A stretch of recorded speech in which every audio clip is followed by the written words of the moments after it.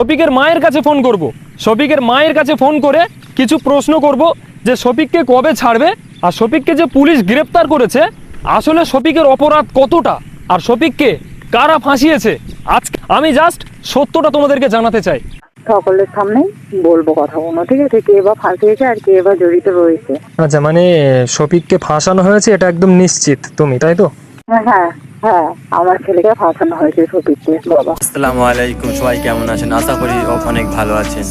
তো শফিককে আসলে কে ফাঁসিয়েছে বা শফিক জেল যে কবে ছাড়া পাবে সেই খবরটা সরাসরি শফিকের মায়ের কাছ থেকে আমরা শুনে আসি। চলো বেশি দেরি না করে শফিকের মায়ের মুখ থেকে শুনে আসি। Hello, hello. হ্যাঁ শফিকের মা বলছো? হ্যাঁ বলছি, কে বলছেন? হ্যাঁ চাচিমা, আমি কলকাতা থেকে বলছি। আমি মানে একটা ইউটিউবার, তো আমি তোমার কাছে ফোন করেছি দুটো কথা জানার জন্য।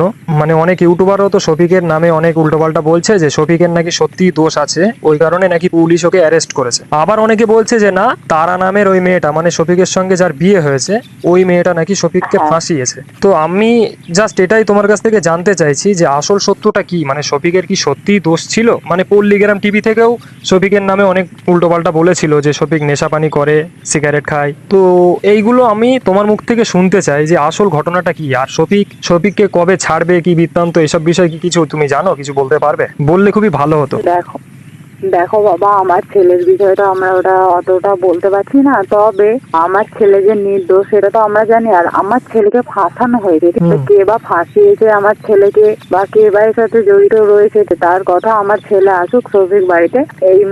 এই মুহূর্তে আমরা এখন কিছু বলতে চাচ্ছি না, কারণ আমার ছেলে বাড়িতে আসুক, আসলে আমরা তখন সকলের সামনেই বলবো কথাগুলো, কে বা ফাঁসিয়েছে আর কে বা জড়িত রয়েছে। আচ্ছা, মানে শফিককে ফাঁসানো হয়েছে এটা একদম নিশ্চিত তুমি, তাই তো?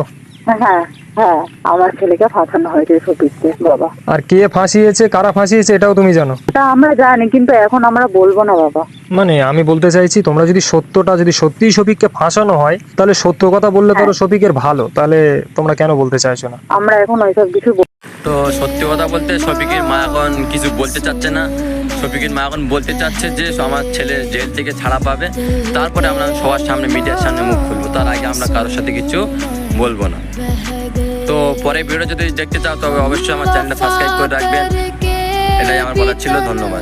একটা কথা ভাই মনে রাখবে, পুলিশ কিন্তু কাউকে এমনি এমনি অ্যারেস্ট করে না, আর যদি অ্যারেস্ট করে তো তাকে এমনি এমনি ছেড়েও দেয় না, তাকে জামিন করাতে হয়।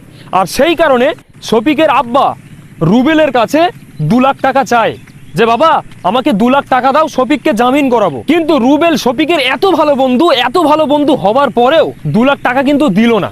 এর দ্বারা আরো স্পষ্ট হলো যে শফিককে ফাঁসানোর মাস্টার রুবেল।